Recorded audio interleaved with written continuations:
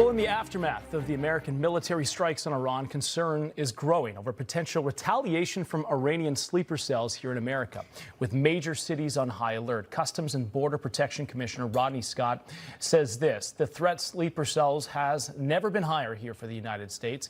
The warning coming amid ICE arresting more than 100 Iranian illegals throughout the U.S. just in the last week alone, including some with ties to terrorist organizations. So here to discuss is former Department of Homeland Security Deputy Secretary and Senior Fellow at the Center for Renewing America, Ken Cuccinelli. Also with us is former Los Angeles County Sheriff Alex Villanueva. Great to have you both here. Sheriff, I want to get your thoughts here first on this. What do you make of the potential of these sleeper cells being in the United States? And is there the possibility that they get activated? Well, that's the difficult thing, is if you could have the lone wolf, the sole person who was ideologically driven and is not going to be communicating with anybody. That is always probably the most extreme challenge, because how they get revealed is when they try to communicate. There's any back and forth between multiple members and they have to pop up.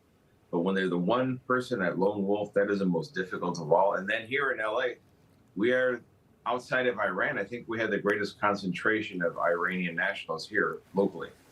Secretary, your take on this, because this is a serious possibility that this could happen. How difficult is it to find these so-called sleeper cells? And what sort of efforts are being done right now to look into that? So the sheriff's right in terms of the order of difficulty. And, I was overseas when the U.S. hit Iran, and my concern wasn't Iranians attacking. It was immigrants to the country I was in getting mad and acting as a lone wolf, just as the sheriff describes. It is very difficult to find those sleeper cells unless and until they communicate. But we're in the worst position in the history of this country for this problem because of the 4 years of open borders policies, where millions of people were literally allowed to walk in with no vetting. And I would point out the Hamas attack on Israel. Hamas prepared for that for 17 years. They took so-called humanitarian dollars and spent them on military preparation. Everything they got went into preparing for that attack. 17 years, that's a lot of patience. On the same scale, Joe Biden's open borders policy is going to leave us exposed until into the 2040s. As a realistic problem from a terrorism standpoint. We have 20 years of threat that will arise out of that open borders policy with respect to national security type threats, terrorist threats. Sheriff, I want to talk real quickly about the big, beautiful bill as well, because it does tie in here to border security. We do know that there's going to be some funding that would help at least seal off the border, even more so than it already is now under President Trump. But how crucial is it that the bill does get passed? It's cleared a hurdle here now. There's going to be some more debate before it does potentially end up on President Trump's desk by July 4th. Your take on just getting this funding through, and what will it mean? Well, we have to have a sustained funding. For example, as the Secretary said, sealing the border is very, very important. But now you got to have the resources to start trying to vet in some way or form, the millions of people. And there's estimations anywhere around 8 to 10 million that came over in the last 4 years, totally unvetted. How do we wrap our arms around that crowd to start be able to separate the wheat from the chaff? And this border bill, I think, it is going to give us the resource to do exactly that, but it's going to require sustained effort. And Secretary, I mean, there are people that are pushing back on the amount of funding that does go to support the border and the agents that have to do this on a daily basis. What is the argument there? Would we not need that additional resources there, given what we've seen here under the Biden administration? Well, we certainly need them in the deportation space. We've already seen, and of course, I was on your network many times before Donald Trump was sworn in for the second time, saying all we need is a new president to secure the border, and he's proven that's true.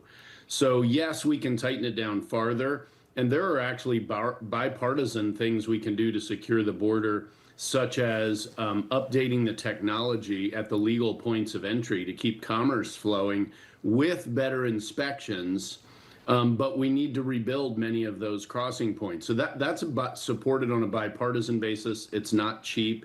It's 10 or 20 years overdue. So there are some of those things that are necessary. But in terms of the deportation, which is very expensive, it's very cheap to stand aside and let people walk into the country if you're Joe Biden. Yeah. It is not so cheap. It's on the order of about $17,000 per person to deport a single illegal alien, and that's just an ordinary one.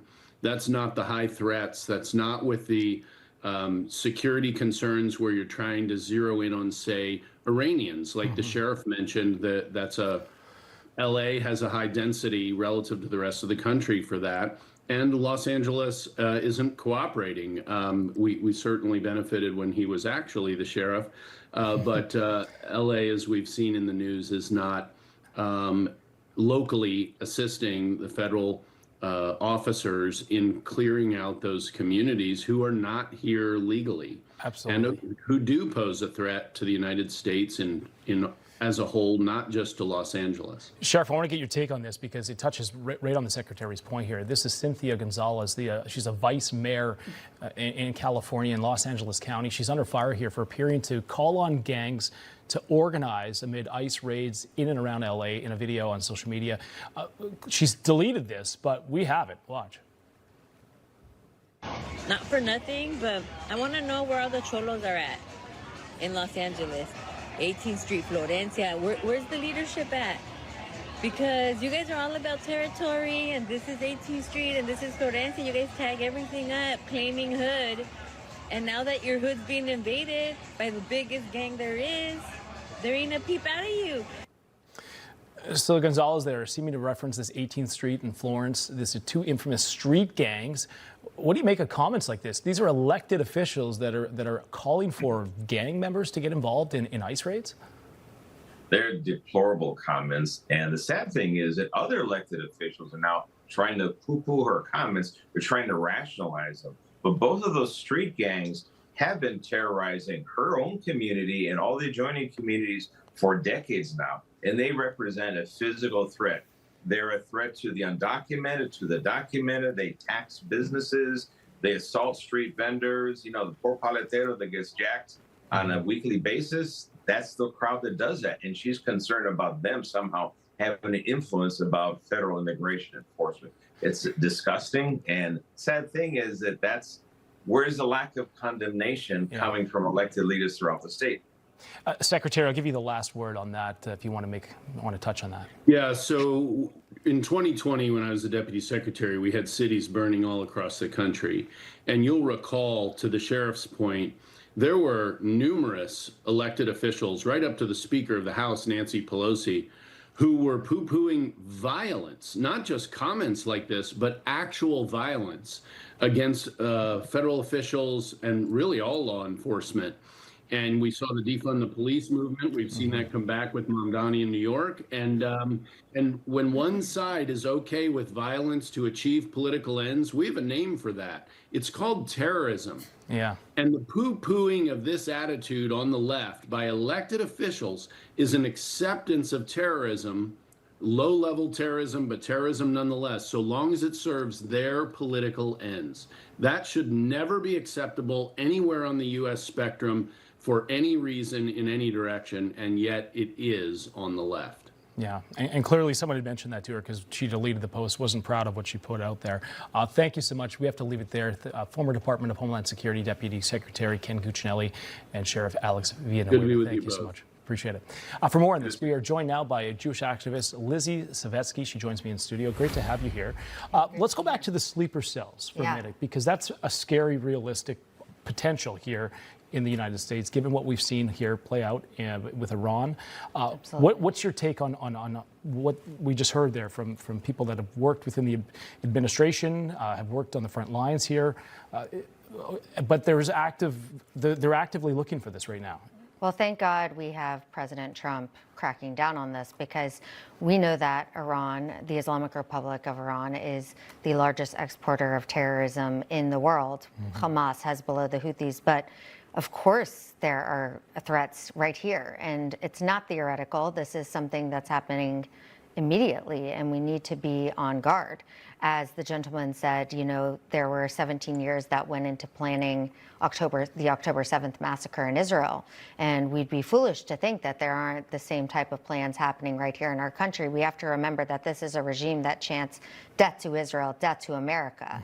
They are very clearly telling us what their plans are. And, you know, I can't, this is not an immigration issue. This is an issue of national security, and it needs to be our #1 priority. Well, and we just saw there those Iranians that have broken into the country illegally, Yes. that were apprehended now. That's good. So, you know, it's great to see that our law enforcement is actively looking for this.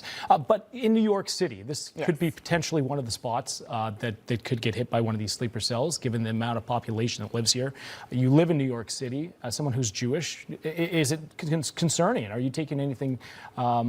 Is it worrisome to be walking around the streets? I think it's absolutely horrific to be a Jewish person in New York City right now, because we're living in a constant state of anxiety. Right. And, you know, I was walking down the street yesterday, actually, after the synagogue on Shabbat, and I had 3 different Jewish people who follow me stop me on the street, and the fear in their eyes was just absolutely heartbreaking. I mean, this is what we're living with. And I think it's good that we're being vigilant and we have our eyes open, but we have a very real possibility of the wrong person coming into power come November, and this problem will get worse.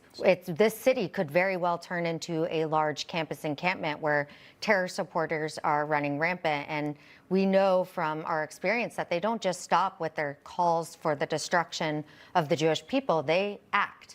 And so, yes, I am concerned, and I worry about the fact that I have 3 little Jewish children that I'm raising in this city. But again, I don't think this is a Jewish issue. I think this is an American issue. I think this is an issue that every single New Yorker should be concerned about and be thinking about.